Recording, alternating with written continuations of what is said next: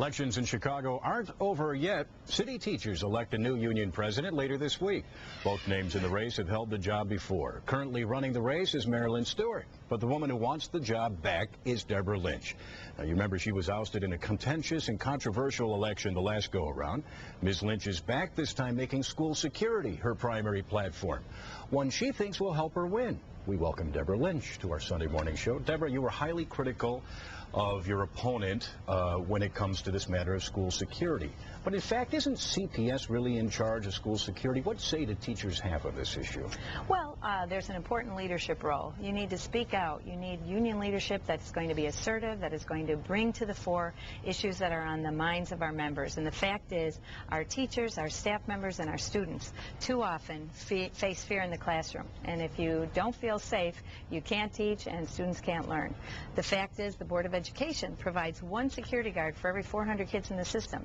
In a 1,600 student school like mine, 4 security guards is totally inadequate. So the union must fight for the things that will improve our working conditions, and safety is fundamental. Deborah, many people would suggest that the American Federation of Teachers, of which your union is part, is as militant a labor group as there is in the United States, and that what is underlying this election in your union this time is the fact that you don't think that Marilyn Stewart's been tough enough in the negotiations over the teachers' contract, where people on the other side of those negotiations want major concessions from your union.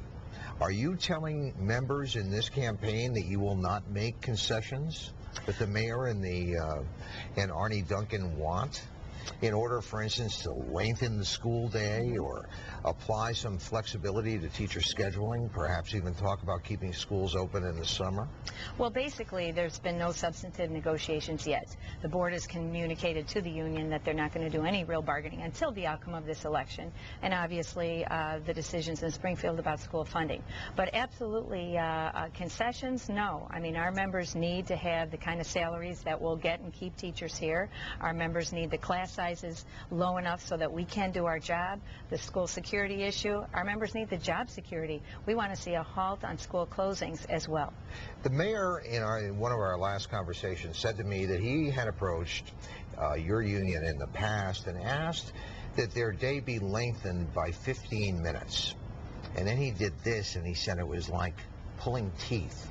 Well, we got a 15-minute. We got a lengthened school day. And it was by 15 minutes in a swap for a reduction in the school year. But he maintains the school should be open until 5 o'clock in the afternoon and staggered schedules for teachers because he doesn't want those kids out on the street all afternoon. And many live in homes where, as you're aware, there's a single parent or both parents are working. And it's not a good situation for children in this day and age. Well, our members believe that the mayor should do what he should do during the day to give us the resources to give our class sizes, to get our class sizes low enough so that we can do what we need to do for our students. They need to be investing in the day program. Talk to the union about a longer day. Talk to the union about the money that would go with it. Obviously, you're not going to lengthen the school day without talking about the money. We have lengthened the school day by 15 minutes, but we've achieved for our members 7 fewer days at the end of the school year. But let's talk about the school day rather than after school right now. The fact is, our schools aren't safe, our classes are too big, our teachers don't get the support they need, particularly our new teachers. The Board of Ed never negotiated a support program for mentoring new teachers. Our teacher attrition rate is awful. The salaries in the surrounding districts, the working conditions in the surrounding districts are far more attractive, and we lose too many people. Deborah, looking back on it from a little distance now, do you have any regrets about the manner in which the last election went down? It was sort of a carnival atmosphere. You guys didn't want to give up power. They stormed the teachers union offices, the cameras were there. It was just a crazy scene. Do you think that could have been handled better looking back? Well, it was a very contentious election, and the fact is a constitutional union committee had invalidated the election days before that the turnover was supposed to occur.